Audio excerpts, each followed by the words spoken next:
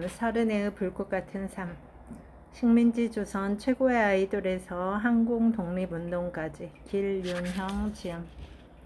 길윤형 1977년 서울 출생.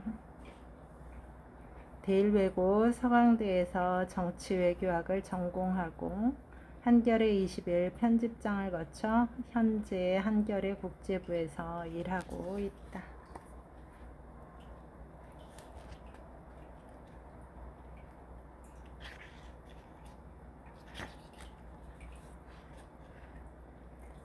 안상준과 숨진이 씨 사이에 정은 깊었지만 당시 조선의 풍습상 홀로 남은 40대 후반의 남성 안창남의 아버지 안상준은 혼자 두 아이를 키울 수 없는 노릇.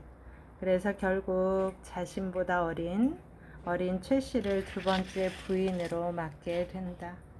안상준과 결혼한 최 씨는 전형적인 계모의 모습을 보이기 시작한다. 최 씨는 안 의관이 조금이라도 남매를 사랑하는 기색을 보이면 얼굴빛이 변하고 금세 집안에 풍파가 붙었고 그 때문에 남매의 고생은 갈수록 혹독해졌다.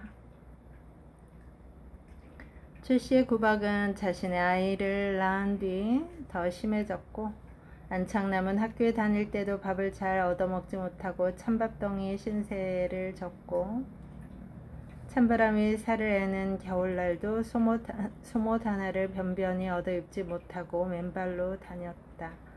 동네 사람들이 이를 보고 모두 측은히 여겼다. 계모 학대에도 안창남은 동네에서 유명한 장난꾸러기로 성장했다. 욕심이 대단해 무엇이든 많이 주지 않으면 좋아하지 않았고 운동신경이 뛰어나 뜀튀기도 좋아하고 높은 데서 내리뛰기도 좋아하고 높은 나무에 잘 오르고 동물을 때려주기도 잘하기로 유명했다.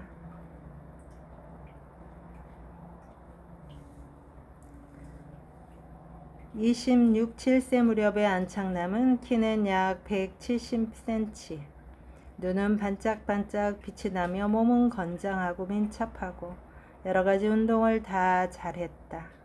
안창남은 비행기 조종은 물론 자전거 타기, 스케이트 등 여러 스포츠에 만능이었다.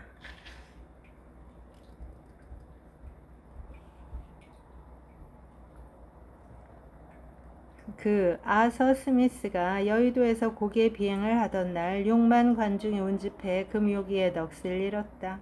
그 이전에도 일본 민간 비행사들이 몇 차례 서울에서 비행 대회를 가졌지만 아서 스미스에 비하면 아무것도 아니었다.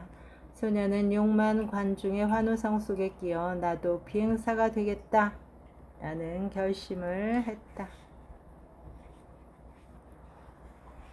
3.1운동이 시작되자 안창남의 마음에 큰 동요가 일었다. 경성의 뜨거운 만세 함성 소리는 무기력하게 인생을 보내던 안창남의 정신을 번쩍 뜨이게 해준 죽비 소리였다.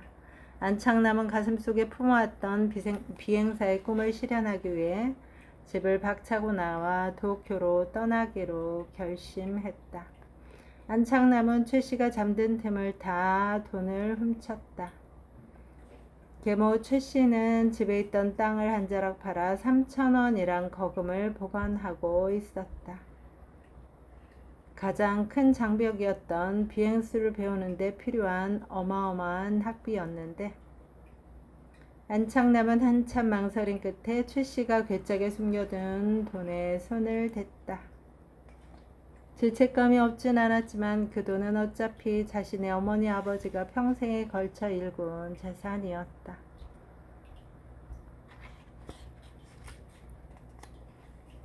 처음 비행의 뜻을 두고 즉시 그 첫걸음으로 오사카 니시구에 있는 자동차 학교 전수과에 들어가서 발동기에 관한 것을 배웠다. 졸업한 후에 도쿄로 와서 아카바네 비행기 제작소, 일본 군용 비행기 연구를 공급하는 곳에 들어가 기체부에서 6개월간 공부하고 나서 곧 스사키 해변 오그리 비행장으로 비행수를 배우러 왔다.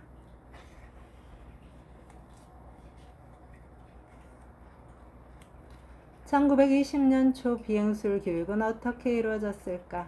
안창남의 설명은 이렇다. 제일 처음 선생이 비행기에 학생을 함께 태워 높은 공중을 한 바퀴 돌아 내려온다. 그때 선생이 그의 동작을 보고 비행사가 될 만한지 못한지 판단한다. 그래서 그 판단에 낙제가 되면 그 자리에서 비행학교 입학이 거절되고, 다행히 급제가 된 사람은 처음에는 몇 차례나 선생과 함께 타서 뜨고 내리는 구경만 한다. 비행기 위에는 사람이 들어앉을 구멍이 둘 있고 그 자리와 자리 사이의 간격은 꽤 떨어져 있다. 조종운전기가 이중식으로 돼 뒷자리에 원기계가 있고 그와 조금도 다르지 않고 똑같은 가설기계가 앞자리에도 있어. 뒤에서 선생이 원기계를 잡아당기면 앞에 가설기계도 같이 잡아당겨지고, 뒤에서 원기계를 옆으로 틀면 앞에 것도 옆으로 틀어진다. 그래서 앞자리에 앉은 학생은 가만히 그 기계의 움직이는 것만 주의해서 본다. 이렇게 조종술을 배우는 것이다. 기체 조직을 연구하는 데 노력이 들고 오랜 시일이 걸리지 조종술 배우기는 그다지 복잡하거나 곤란하지는 않다. 개벽지에 1920년 6월호 20세 조선 총련으로 일본 학계 교편을 잡기는 안군이 처음이요. 넓고 넓은 도쿄 전 시민에게 조선인의 재주가 이렇다는 것을 보인 것도 안창남 군이 처음이요. 동아일보 1922년 11월 27일.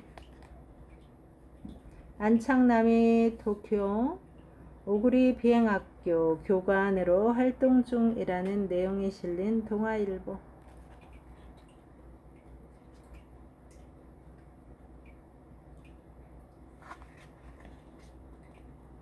안창남은 이후에도 이따금 비행학교 설립에 대한 포부를 밝혔다.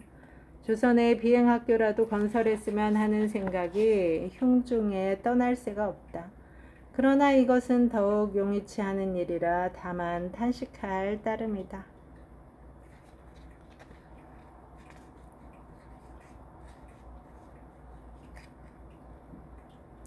안창남의 고국 방문을 축하하는 환영회는 이틀 뒤인 7일 오후 7시 하세가와 마치 현 서울 중구 소공동 공회당에서 열렸다.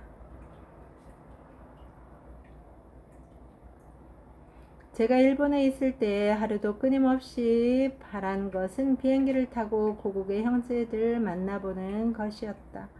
그러다 오늘 이렇게 여러분의 뜨거운 사랑으로 바라던 바를 이루었으니 뭐라 감사한 마음을 드려야 할지 모르겠습니다. 일일이 여러분의 손을 잡아보고 싶습니다만 상황이 허락지 아니하여 뜻대로 못하니 용서해 주시기 바랍니다. 안창호가 임시정부를 비행대가 필요하다고 생각했던 것은 비행기로 민심을 격발하고 장래 국내 대폭발을 일으키기 위함이었다. 즉 비행기를 통해 국내의 독립사상을 고취하는 전단을 뿌리고 여러 독립운동단체와 신속히 연락을 취하려 한 것이다. 그러나 항공대 설립 계획은 임시정부의 자금난으로 실패했다. 비행사 양성소를 만든다는 계획은 결실을 맺었다. 다만 장소가 상하이가 아닌 미국이었다. 노 백린 군무총장의 주도로 임시정부는 1920년 2월 미국 캘리포니아주 윌로우스에 비행사 양성소를 설치했다. 여기에 돈을 댄 것은 윌로우스에 거주하던 조선인 백미대왕 김종림이었다. 미국에서 쌀농사로 거대한 부를 축적한 김종림은 노백린의 비행학교 건설 계획을 듣고 일시불 2만 달러에 매달 3천 달러를 지원하기로 약속한다. 1년에 5만 6천 달러라는 거금이었다. 이 돈을 현재 화폐 가치로 바꾸면 1,000만 달러에 이른다. 노백린은 윌로우스 농장 부지에 비행사 양성소를 만든 뒤 5월 비행기 2대를 구입하고 미국인 기술자 1명과 비행사 6명으로 교관단을 구성했다. 한국인들에 의해 설립된 이 비행학교는 1년 전 시작된 독립운동의 연장선이다. 궁극적으로 일본과 전쟁하는 데 참가할 수도 있는 조종사들을 훈련할 목적으로 운영될 것이라고 말했다.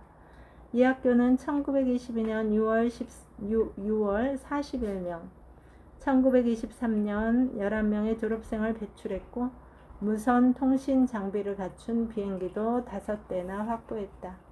그러나 임시정부가 선언한 독립전쟁이 시작되지 않고 동포들의 지원이 줄면서 문을 닫았다.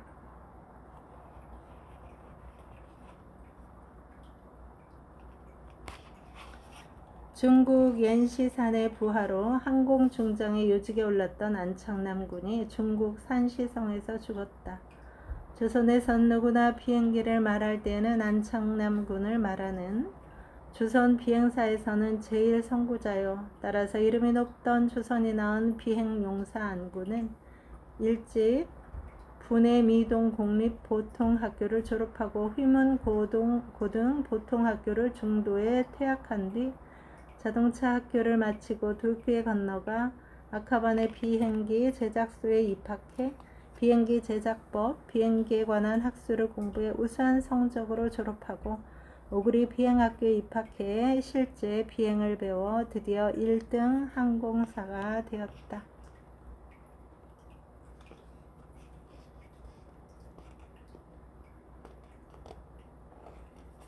안창남 같은 항공 여명기의 비행사들은 숙명처럼 사고의 위험을 안고 살았다. 안창남은 그 때문에 인생의 많은 것을 포기하며 살았다. 안창남은 실습생인 시절 1920년에 개벽에 기고한 글에서 비행할 때 중요한 것은 오로지 온몸의 정력을 써야 합니다. 그렇지 않으면 작은 부주의로 생명을 버리는 큰 실책을 합니다. 라고 말한 적이 있다. 그래서 심기가 좋지 못할 때에는 결코 비행을 하지 않으려고 노력했고 몇 분 동안만 정신을 딴 곳에 쓰면 금세 비행기와 함께 저 세상으로 떠나게 된다는 생각에 정신을 해야 하는 담배는 물론 주색 등은 절대로 안 된다고 말했다.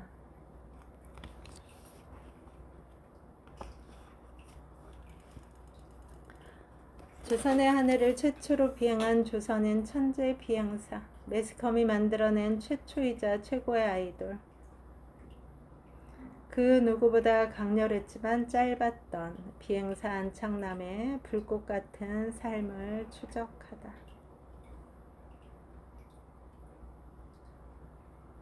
여러분, 오늘도 좋은 날입니다. 오늘 하루 잘 살아내느라 수고 많았습니다. 힘내세요. 다음에 또 만나요. 감사합니다.